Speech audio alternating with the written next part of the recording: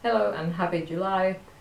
Half of the year is gone and I'm personally all for time going fast at the moment because this season of life is not treating me so well.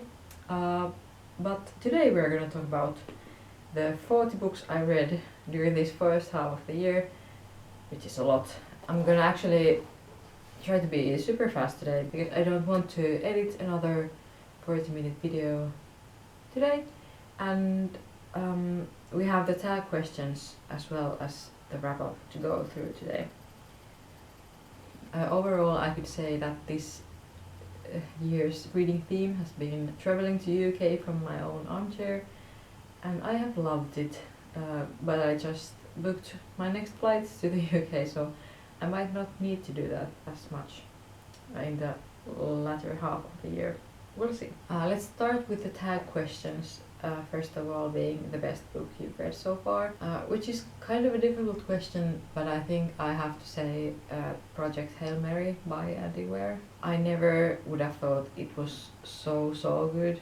It had everything, heartbreak, friendship, humor, and I loved it. Then best sequel you've read so far, which is The House of Many Ways by Diane Wynne Jones. Last year I fell head over heels with House Moving Castle, and the ending of the trilogy was so much fun. New release you haven't read yet by book 2. Yesteryear by Claire Berg. It's so hyped right now, and it's actually coming out in Finnish like right away, which is often a really good sign. Most anticipated release for the second half of the year. Sleep Tight Evangeline by Robert Galbraith is probably not gonna come out this year. It has just been teased. But I don't know if I have any, to be honest. Maybe I'm just not in the loop so well, but I feel like the books I want to read are already being published at the moment. Biggest disappointment. The First Time I Saw Him by Laura Dave. I really think The Last Thing He Told Me should have been a standalone, and now it's gonna be a trilogy, I think. Biggest surprise. Jane Eyre by Charlotte Bronte. It's really hard to describe just how impressed I was with the story, and it has stayed with me for months since reading it. Classic for a reason. Favorite new author. This is new to me author, Anne Tyler. I read 3 Days in June in May and totally fell in love with her words. Definitely want to read more from her. Newest fictional crush.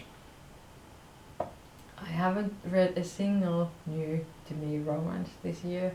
There's just been nothing appealing to me. I have like flicked through a couple, but nothing. So Alex Nielsen, right? At least on the screen for the first time this year, so somewhat relevant. Newest favorite character. Rocky from Hail Mary, of course. He was so brilliant, and I'm really eager to see the movie. I hope it lives up to my expectations. Book that made you cry. Defiant Joy by Stasi Eldredge. Just the hope of Jesus' coming kingdom in the midst of all this heartbreak here is moving, to say the least. Book that made you happy. Just Another Missing Person by Gillian McAllister. It made me stressed too, but it was just such a rock-solid British mystery that I was so content and happy reading it. Most beautiful cover. The Calamity Club by Kathryn Stockett.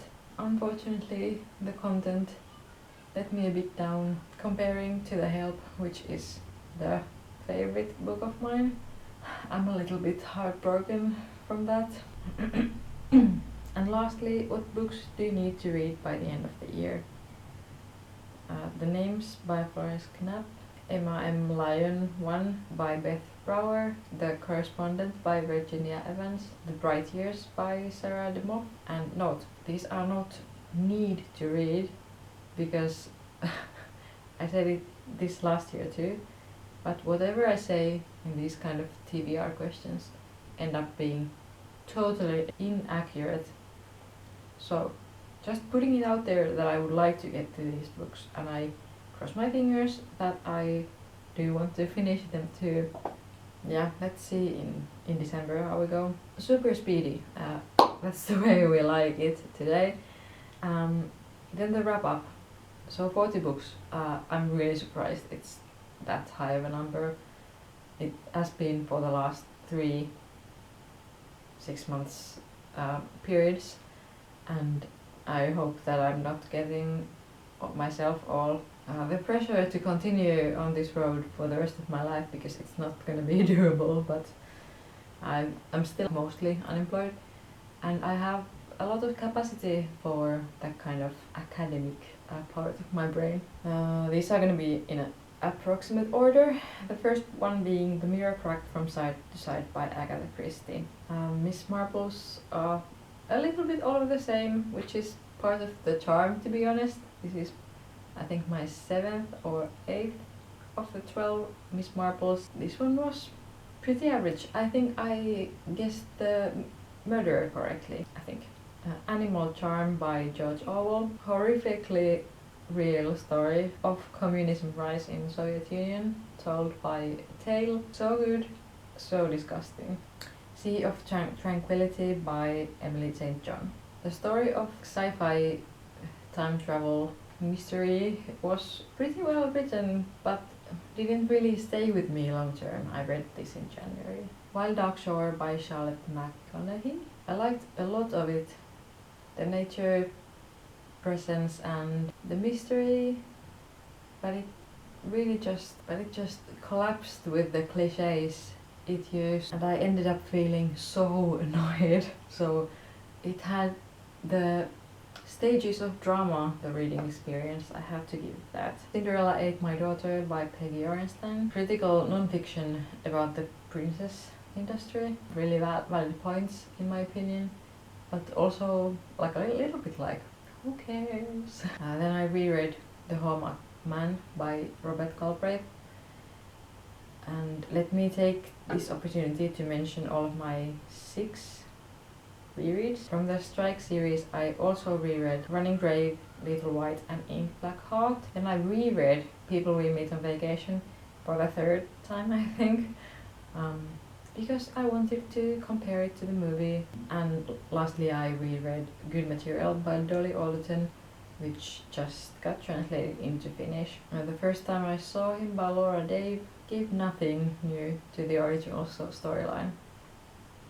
So sad.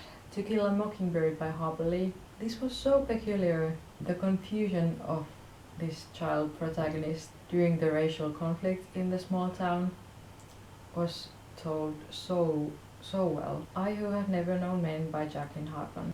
I was so pissed at the ending. It made the whole story feel so pointless. But I have thought about it many times since finishing it, so who am I to say it's the wrong way to finish it?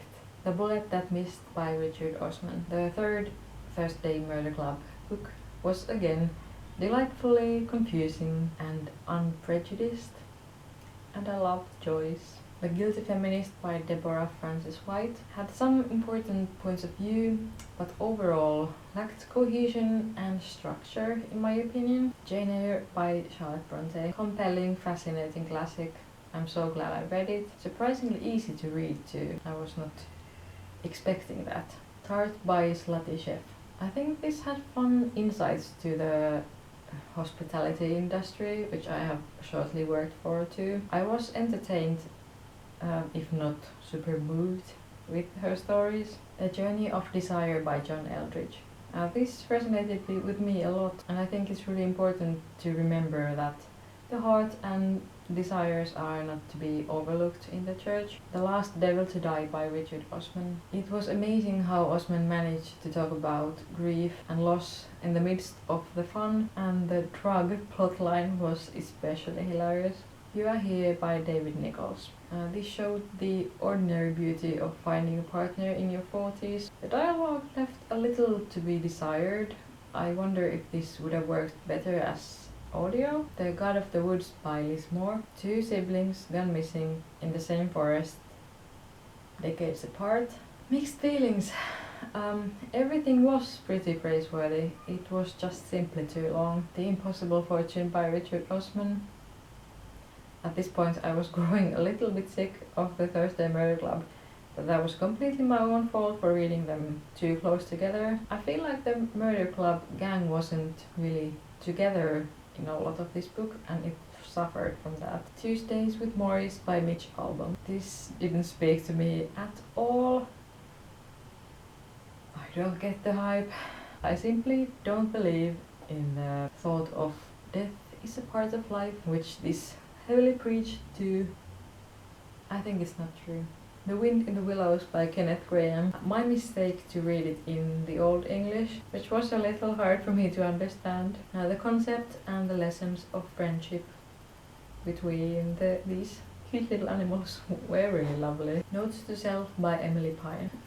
Starting this, I thought it was gonna be all about being a child of an alcoholic, but then it ended up touching lightly on so many different topics, and it left me feeling a bit hollow. One Day by David Nicholls. I had already seen the movie many years ago, and the book ended up feeling like a little bit lazy collection of short stories. I actually prefer the movie. I think it works so much better as the adaptation. The Castle in the Air by Diane Wynne Jones. The second book of a trilogy didn't feel quite as atmospheric and took a while to get the show rolling. And the last bit was really lovely. Le Jeu des Monos by Tomas Schlesser, which I read in Finnish, by the way.